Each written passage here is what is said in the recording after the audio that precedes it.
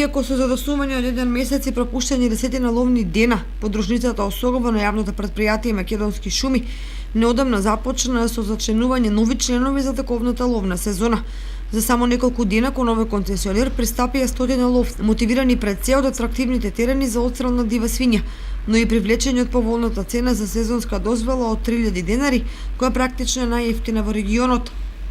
Покрај сезонската дозвола, подружницата Осогово издава и дневни дозволи за ловните денови, при што покрај неделните ловни денови се и саботите, доколку ловците имаат интерес. Ловот се организира во групи од по најмалку 5 ловци, кои барањето дозвола треба да наведат во кој регион ќе ловат.